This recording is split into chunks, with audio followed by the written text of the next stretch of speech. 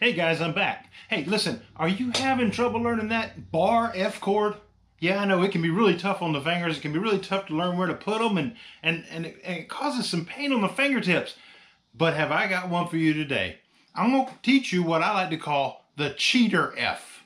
It's used a lot by musicians, makes songs easier, and sometimes when you're switching between chords, it's necessary. Let's do this.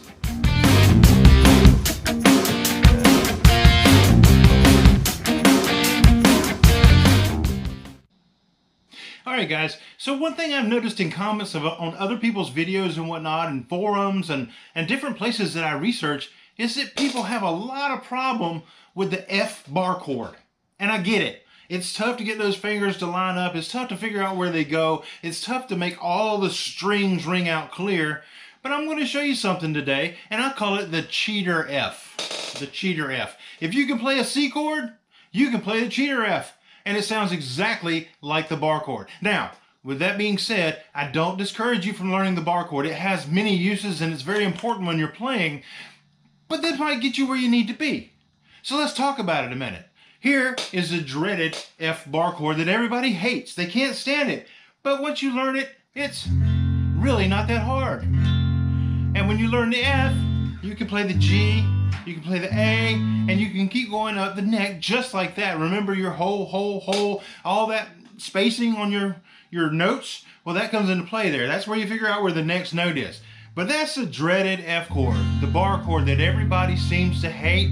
They get dead strings. They can't figure out how to get their fingers where they need to be. And maybe because you're a beginner, you just haven't got the pressure down right. You just haven't figured it out. But I promise you, it will come as long as you keep your guitar in your hands and you keep working on it. So now that we've talked about the dreaded F bar chord that everybody hates, which you're going to be surprised once you learn how to play it, it's not that hard and you're going to be really happy about it. Now I'll show you a quick way to play it and then we'll skip over to the cheater F that we talked about, okay? So the way that I do it, the way that I learned it, I first started looking at tabs and I looked at finger charts and things like that, and I just couldn't figure it out because it was like, say I put this finger here and this finger here and this finger here and this finger here.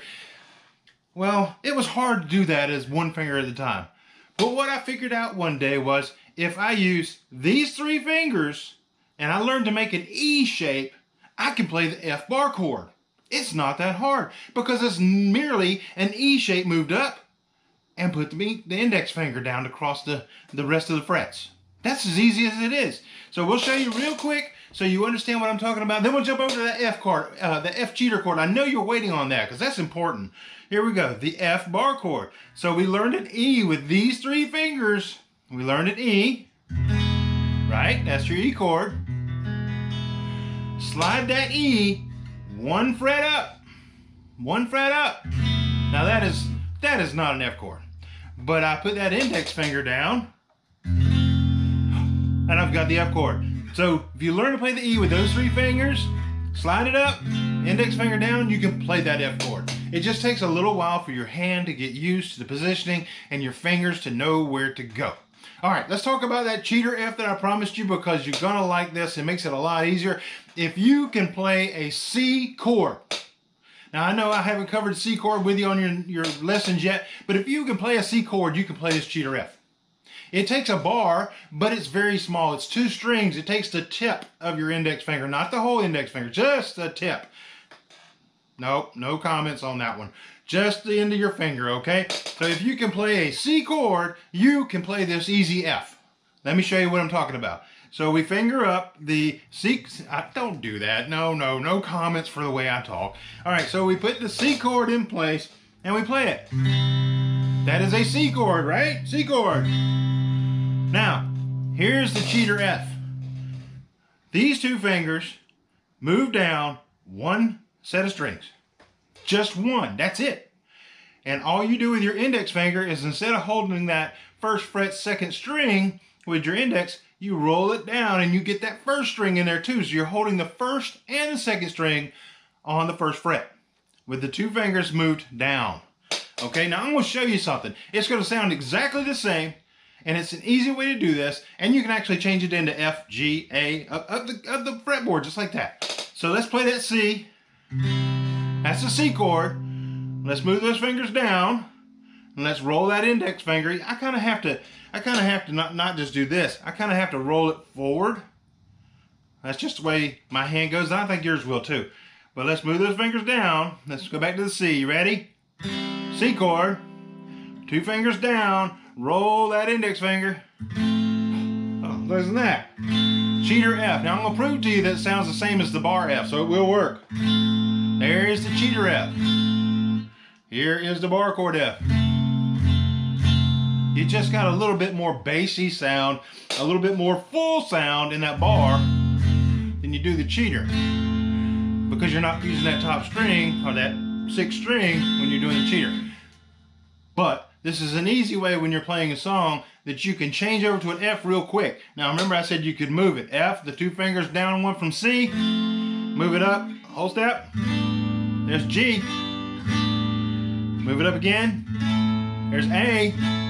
Okay, so these are cheater ways to do it. So if you're in the middle of a song and you're playing that C and you got to get to an F real fast, you can just use that cheater F. Because if I go from C to F, it takes me just a second to do it. And I can lose the rhythm of the music. All right, guys. So I hope the cheater F that I just showed you helps you with an F chord. There's a lot of songs that contain an F chord, and I know when I was learning tab and reading tab, and I still do it today, that when I see an F chord, it used to kind of hang me up a little bit, and I was like, I'd have to play, and then I'd have to switch, okay? And I got a little uncomfortable, I lost my rhythm in the song. The cheater F jumps in there, and I'm able to do it real quick. Cheater F, cheater G, cheater A.